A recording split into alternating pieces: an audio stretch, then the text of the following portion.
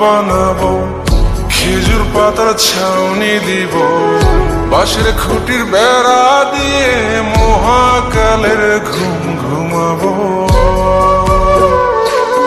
আমি মাটির এখন ঘর বানাবো, খেজুর পাতার ছাউনি দিব, বাঁশের খুঁটির বেড়া দিয়ে মহাকালের ঘুম ঘুমাবো।